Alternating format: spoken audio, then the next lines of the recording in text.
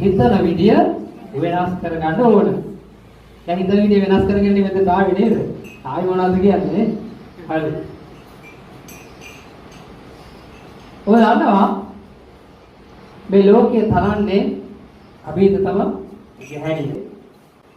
මක්සිම් ගෝර්කි එයා අම්මා කතාව රුසියානුවන් නැගිටවන්නේ 17 වෙනි සියවසේදී සාර් පාලනය පිට දමලා රුසියාව ලෝකේ අවදි වන රාජ්‍යයක් බවට පත් කරගන්න මක්සිම් ගෝර්කිගේ අම්මා නවකතාව තමයි වහල් වෙන්නේ. එයා කියනවා මේ ලෝකයේ පවතින්නේ හිරුගේ රශ්මියත් මවගේ කිරිවලියක් කියලා.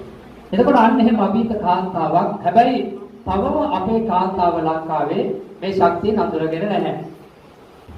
අපේ රටට ප්‍රධාන ආදායම් මාර්ග කිහිපයක් තියෙනවා මේ විදේශ මුදල් එන. ඒවායින් ප්‍රධානම මාර්ග තුනක් තියෙනවා. ඒකේ පළවෙනි එක තමයි මැද පෙරදිගෙන් ඩොලර් අරන් එන එක. ඒත් අපේ රටේ නායකයෝ මෙච්චර කාලයක් කිව්වා අපේ රටට විදේශයේ මෙච්චර ඩොලර් වෙනවා. ඉතින් හරි ආඩම්බරෙන් කතා කරා. හැබැයි ඒගොල්ලෝ බැලුවේ නෑ මේ ඩොලර් ගේන්න යන අයගෙන් අති බහුතරයක් මැද පෙරදිග අපේ අම්මලා, අපේ සහෝදරියෝ, අපේ අක්කලා, නංගිලා, අතිවරිය. එතකොට එයා තමන්ගේ ජීවිතය, තමන්ගේ දරුවෝ දාලා, තමන්ගේ සාමියා දාලා ඒගොල්ලන්ගෙන් ඈත් වෙලා නොපෙනෙන රටක, නොදකින ලෝකයක තමන්ගේ දහඩිය කඳුළු වගුරවනවා. මේ රටට මොනව එවන්නද? ඩොලර් එවන්න. එයාගේ කඳුල තමයි එතන ඩොලර් බවට පත් වෙන්නේ. එතකොට අපිට පුළුවන්කමක් තිබුණේ නැහැ මේ කාන්තාවගේ හැබෑ ශක්තිය අඳුරගෙන එයාව පුහුණු කරලා, එයාට දැනුම දීලා, අවබෝධය දීලා, එයා නැගිටලා ලෝකයට යවන්න නියම ගැහණියක් අභිත කාන්තාවක් විදියට. එහෙම තමයි ලෝකේ නැගිටින්නේ. මතක තියාගන්න ඕන. උදේ ඉඳලා රැ මැදියම තෙක් තමන්ගේ ජීවිත කාලය පුරාවටම දහසකුත් එකක් වේදනාව විඳිමින්.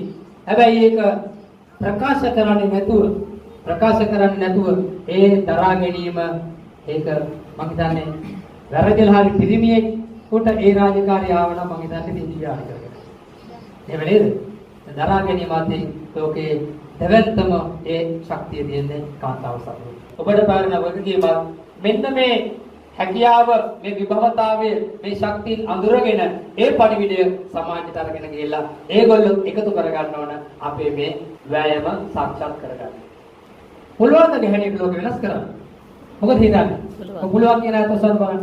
තාටිකේ සින්දු ගැන නටන්න මෙතන පෙරලෙන්න වෙනවා. ඒ නිසා ටිකක් සක්‍රියව ඉන්නකොට කොයි ප්‍රශ්න හරි ඉඳන්නේ. බාහිර ජය ගන්න පුළුවන්ද? ඕද? දෙන්නේ බාහිර නක් දීලා බලන්න ඕනේ. අම්මා ගැන කියවන්නේ අපි කියවලා තියෙන්නේ. අපේ අම්මා ගැන නේ. අපි කියවන්න ඕන. ආගේ අම්මා ගැනද? මක්සිම් ගෝර්කිගේ අම්මා. ඕගොල්ලෝගේ ජීවිතය ඇතුළට මේ අම්මාගේ ශක්තිය එන්න ඕන. ඒ පොත කියවන්න අපිත් කියව ඉස්කෝලේ යන කාලේ ගුරු ගීතය කියවන්න තිංගිස් අයිත් මාතවගේ වාණි පණ්ඩරේ ලැබුව හැටි කියවන්න. මෙන්න මේ පොත් ටික කියවනකොට ඕගොල්ලන්ගේ ජීවිතේ මාර ශක්තිය, මාර පෙරලියක්. ඕගොල්ලන්ට දෙවන්ත දේවල් කරන්න පුළුවන් වෙයි. දෙවන්ත දේවල් කරන්න පුළුවන්. පළවෙනි කොට මොකද්ද? මක්සිම් ගෝර්කිගේ අම්මා. චිංගිරිස් අයිත් මාතවගේ ගුරු ගීතය. ගුරු ගීතය. ඊළඟ එක වාණි පණ්ඩරේ